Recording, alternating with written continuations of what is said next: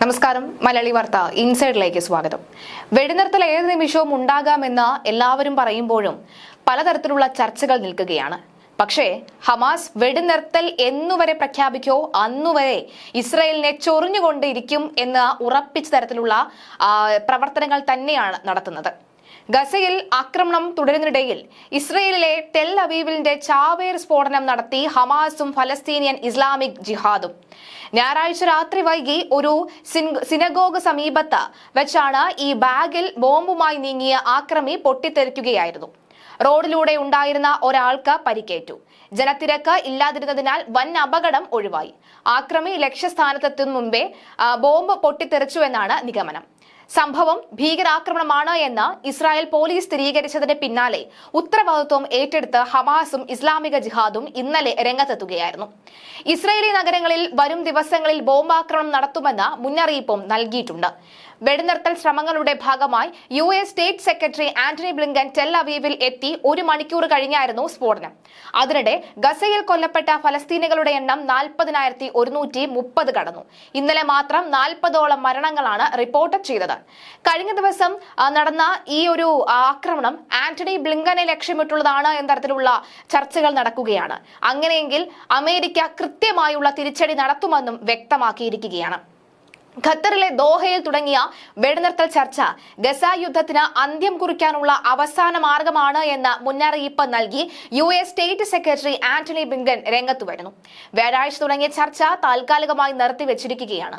ഈ ആഴ്ച പുനരാരംഭിക്കുമെങ്കിലും ഹമാസിന്റെയും ഇസ്രയേലിന്റെയും ഭാഗത്തു നിന്ന് വിട്ടുവീഴ്ചയില്ലാത്തത് US അടക്കമുള്ള മധ്യസ്ഥ രാജ്യങ്ങളെ ആശങ്കയിലാഴ്ത്തിയിട്ടുണ്ട്. ഇന്നലെ ഇസ്രായേൽ പ്രധാനമന്ത്രി ബെഞ്ചമിൻ നെതന്യാഹുവുമായും ബ്ലിങ്കൻ ചർച്ച നടത്തിയിരുന്നു. വെടിനിർത്തലിനുള്ള ശ്രമങ്ങൾക്ക് ഹമാസ് തുരങ്കം വെക്കുന്നതായും നെതന്യാഹു കുറ്റപ്പെടുത്തി. US വിദേശകാര്യ സെക്രട്ടറി ആന്റണി ബ്ലിങ്കൻ ഇസ്രായേൽ സന്ദർശിച്ച പ്രധാനമന്ത്രി ബെഞ്ചമിൻ നെതന്യാഹുവുമായി കൂടിക്കാഴ്ച നടത്തിയതിനു ശേഷമാണ് ഏത് നിമിഷവും വെടിനിർത്തൽ ഉണ്ടാകാമെന്നുള്ള പ്രഖ്യാപനം വരുന്നത്. ഗസയിൽ വെടിനിർത്തലിനും ബന്ദിമോചനവും സാധ്യമാക്കാനുള്ള ഏറ്റവും മികച്ചതും അവസാനത്തേതുമായ അവസരമാണ് ഇതെന്ന് ബ്ലിങ്കൻ പറഞ്ഞു. ബ്ലിങ്കനുമായുള്ള കൂടിക്കാഴ്ച പോസിറ്റീവായിരുന്നുവെന്നാണ് പ്രതികരിച്ച നെതന്യാഹു US-ന്റെ നിർദ്ദേശങ്ങളോട് പ്രതിജ്ഞാബദ്ധമാണ് എന്ന് പറയുകയും ഉണ്ടായി. ഇസ്രായേൽ പ്രസിഡന്റ് ഇസാക്ക് ഹെർസോഗുമായും ബ്ലിങ്കൻ കൂടിക്കാഴ്ച നടത്തിയിരുന്നു. ഗസ യുദ്ധം ആരംഭിച്ച ശേഷം 9ാം തവണയാണ് ബ്ലിങ്കൻ പശ്ചിമേഷ്യ സന്ദർശിക്കുന്നത്. വെടിനിർത്തലിനായുള്ള മധ്യസ്ഥ ചർച്ച ഈ ആഴ്ച ഈജിപ്തിൽ പുനരാരംഭിക്കാനിരിക്കെ സമവായത്തിന് വഴങ്ങാൻ ബ്ലിങ്കൻ പ്രധാനമന്ത്രി നെതന്യാഹുവിന് മേൽ സമ്മർദ്ദം ചെലുത്തുന്നുമുണ്ട്. ഓരോ തവണയും പുതിയ നിബന്ധനകൾ മുന്നോട്ട് വെച്ച് നെതന്യാഹു പ്രശ്നപരിഹാരം തടസ്സപ്പെടുത്തുകയാണ് എന്നും നേരത്തെ ഹമാസ് ആരോപിച്ചിരുന്നു. ഹമാസ് നേതാവ് ഇസ്മായിൽ ഹനിയ തെഹ്റാനിൽ കൊല്ലപ്പെട്ടതിനെ തുടർന്ന് ഇറാൻ ഇസ്രയേലിനെ ആക്രമിച്ചു എന്നും ഭീഷണിക്കിടയിലാണ് US മധ്യസ്ഥ ശ്രമം ഊർജിതമാക്കിയത്.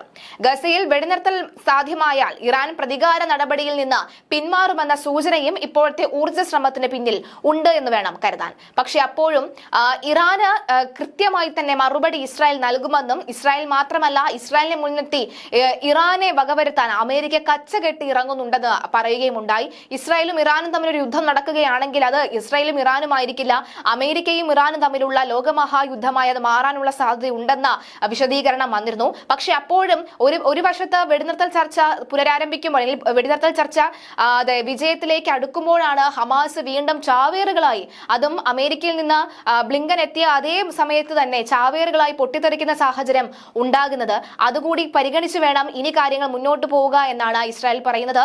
ഈ ഹമാസിന്റെ ചാവേറുകളിക്ക് ഇസ്രായേൽ ഏതായാലും മറുപടി നൽകുമെന്ന റിപ്പോർട്ടുകളും പുറത്തുവരികയാണ്.